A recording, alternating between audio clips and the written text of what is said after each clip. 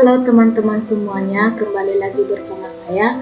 Di kali ini kita akan membahas yaitu praktikum biomolekuler yang berjudul reaksi identifikasi karbohidrat, protein, dan asam amino. Nah, dengan saya sendiri yaitu Martina Sirait dengan NIM 421-333-1019, saya dari kelas PSPK 21E. Nah, di sini kita akan membahas yaitu tentang karbohidrat, protein, dan asam amino. Nah, karbohidrat sendiri yaitu senyawa polihidroksildehid atau polihidroksiketon dan derivatnya dalam bentuk unit tunggal yang sederhana maupun kompleks. Nah, pada tumbuhan, glukosa disintetis dari karbon dioksida atau CO2 dan air atau H2O melalui proses fotosintesis dan disimpan dalam bentuk pati atau selulosa. Nah, yang kedua yaitu protein. Protein itu sendiri yaitu suatu senyawa organik yang berbobot molekul tinggi berkisar antara beberapa ribu sampai jutaan, sehingga protein disebut sebagai makromolekul. Nah, protein ini merupakan salah satu komponen utama dalam semua sel makhluk hidup. Protein merupakan yang disusun dari atom C, H, O, dan N, yaitu karbon, hidrogen, oksigen, dan nitrogen, serta unsur lain seperti P dan S yang membentuk unit-unit asam amino. Nah, apa asam amino itu? Asam amino itu sendiri yaitu senyawa yang bergabung untuk membuat protein. Ketika mengonsumsi makanan yang mengandung protein, sistem pencernaan akan memecah protein menjadi asam amino. Berarti protein dengan asam amino berkesinambungan ya teman-teman. Nah, adapun uji karbohidrat yang dilakukan pada praktikum ini ada 5, yaitu uji Molis, uji Benedict, uji Barkov, uji Seliwanov, dan uji iodin. Nah, teman-teman, uji karbohidrat yang pertama yaitu uji Molis ini yaitu dilakukan dalam penentuan karbohidrat secara kualitatif.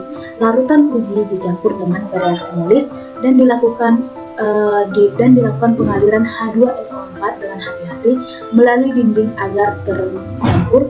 Apabila suatu larutan uji menunjukkan adanya cincin berwarna ungu, maka larutan tersebut positif mengandung karbohidrat atau karbohidrat. Nah, yang kedua yaitu uji Benedict. Nah, uji Benedict ini dilakukan untuk membuktikan adanya gula prediksi.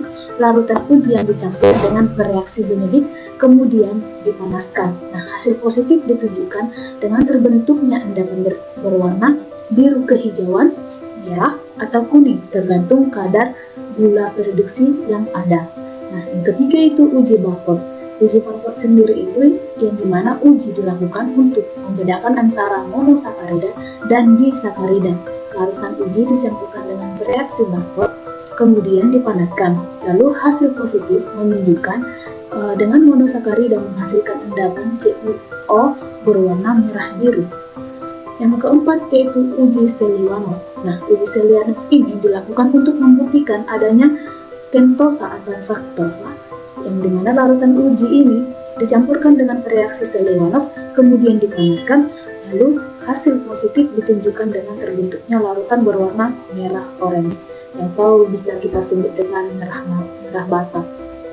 Yang terakhir pada uji karbohidrat ini yaitu uji iodin atau yang sama dengan disebut dengan uji iodium. Nah, mengapa dilakukan uji iodium pada karbohidrat? Nah, dilakukannya ini untuk menentukan polisakarida, yaitu larutan uji dicampurkan dengan larutan iodium. Hasil positif ditandai dengan anilum dengan iodium berwarna biru dan dengan berwarna merah anggur. Hasil pada uji iodium ini nanti menandakan adanya perubahan warna. Baik, selain dari uji karbohidrat, dilakukan juga pada praktikum ini yaitu uji protein dan asam amino. Nah, uji protein dan asam amino ada 6 dilakukan pengujian pada praktikum ini.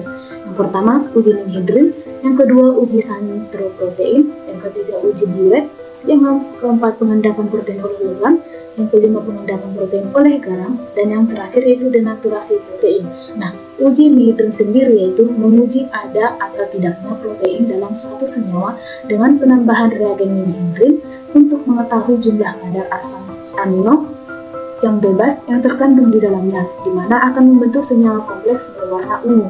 Yang kedua yaitu uji santroprotein. Nah, uji santroprotein ini kebanyakan dari protein-protein bila ditambahkan dengan asam nitrat pekat akan membentuk warna kuning atau adanya endapan kuning. Nah, penambahan dengan basa akan merubah warna menjadi jingga.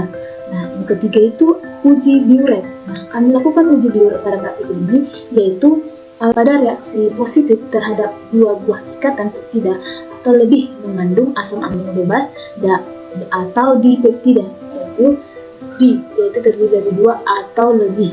Nah, semua asam amino atau peptida yang mengandung asam amino yang menghasilkan senyawa berwarna kuning.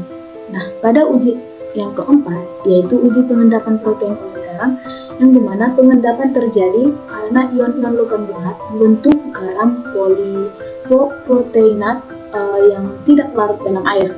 Pengendapan ini terjadi karena adanya reaksi penetralan muatan antara ion logam berat dengan anion dan protein. Yang kelima yaitu uji pengendapan protein oleh garam, yang dimana semakin tinggi konsentrasi dan jumlah muatan ionnya, semakin efektif garam dalam pengendapan protein. Proses pemisahan atau pengendapan protein oleh garam berkonsentrasi tinggi yang disebut dengan salting. Nah, yang terakhir adalah denaturasi protein. Nah, pada denaturasi protein ini, yang dimana perubahan bentuk normal protein karena terputusnya beberapa ikatan hidrogen, di mana protein atau asam nukleat kehilangan struktur, yang dimana struktur tersier dan sekunder seperti asam buat dan basa, garam organik terkonsentrasi sebuah misalnya pelarut organik atau panas. Nah, adapun tujuan praktikum yang kami lakukan yaitu yang pertama, untuk mengetahui karbohidrat melalui sampel dengan uji yang dilakukan pada uji karbohidrat yang telah saya jelaskan tadi, yaitu uji Molis, uji Benedict, uji Barwood, uji Seliwanov, dan uji iodium. Yang kedua, tujuannya yaitu untuk mengetahui perubahan warna yang terjadi dalam karbohidrat, protein, dan asam amino pada setiap yang diuji. Yang ketiga yaitu untuk mengetahui reaksi-reaksi yang terjadi dalam karbohidrat, protein, dan asam amino.